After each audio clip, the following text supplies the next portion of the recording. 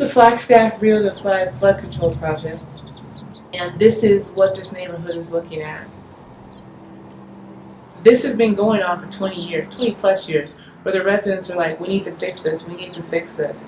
But now there's this concerted effort. I'm really excited to have come on council in 2008, and I've been passionate about needing to address the flood control issue in the South Side.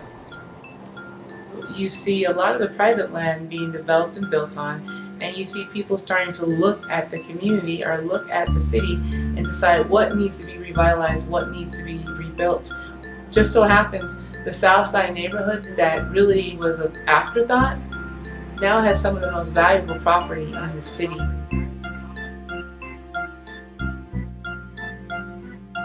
Why do people have more pride in their neighborhood? Why do they have more pride in their houses? There's a disconnect with the fact that, one, this was a historically segregated neighborhood that was poor to begin with. So you can only live in this neighborhood if you're this color. And by the way, we're going to give you a floodplain on top of it. These houses have been artificially capped at a certain valuation. If you want to do an additions, add-on, remodel, and it's more than 50% of your dwelling, you have to raise it up and out of the floodplain. Most people don't have that kind of money. When you look around the neighborhood, some of the houses were built in the 20s and 30s. They look like they're falling down. Maybe they don't have value, but the property itself does. And how do you make sure that those people get their money's worth?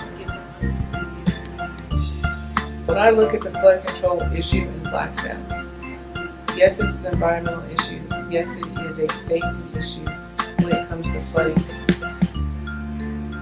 But it's a social justice issue.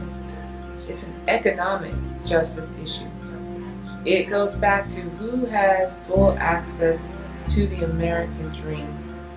And if the American dream is home ownership, and if that is the number one way people get out of poverty and move on to the middle class, then that was not an opportunity that everyone in this neighborhood had full access to because of the flood control issue that was created. And that's why it needs to be fixed. I think it's important to point out, though, that this is not just a South Side issue. When you look at the floodplain maps, this issue actually starts way on the north side, up in the Cheshire neighborhood, and comes down through the center of town and ends up dumping into the South Side. Should there be, or when there is, a 100-year flood, you're looking at $1 billion worth of damage in the core of our city.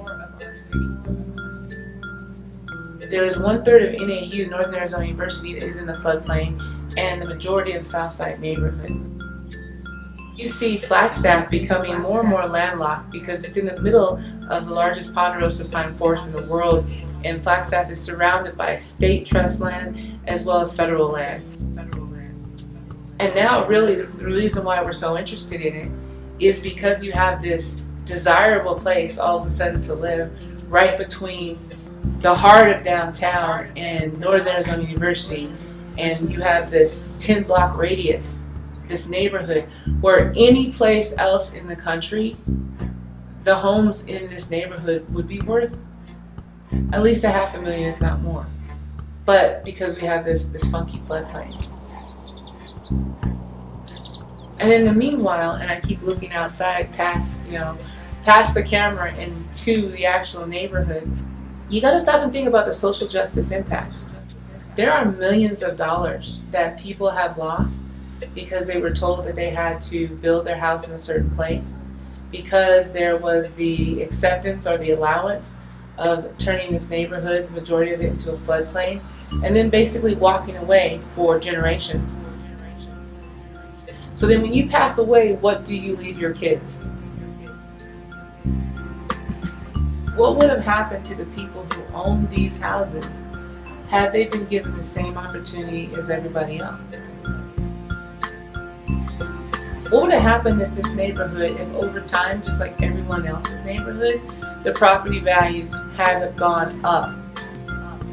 Especially in a city like Flagstaff, Arizona, where the cost of housing is almost 50% above the norm. property is worth a lot here.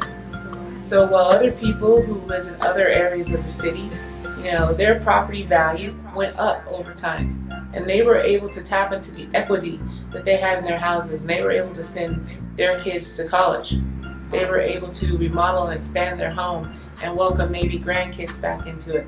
Maybe buy that car, maybe go on that vacation, maybe pull some money out for some other reason. You have people that were restricted because the property values of their houses did not go up. And this has been over generations, at least 3 or 4 generations. And there's no way to recoup the lost financial gain that they would have had over the many, many decades and generations. I think that there is a social justice issue here because we're still questioning whether or not we should do this project. You still have some individuals who are running for office recently wondering about the validity of the project. You've had other people say, well, maybe it'll just naturally happen over time, where people will come in and they'll rehab the neighborhood and they'll build up and out. So one of the things that we have seen happening in the neighborhood is because of the artificially depressed property valuations, you have people that are coming in and they're buying property at a low cost for pennies really on the dollar. And they are coming in, they're tearing out the old, they are building new, and they are making millions. Millions. And so I keep going back to the social justice issue, the social equity issue, the social economic issue.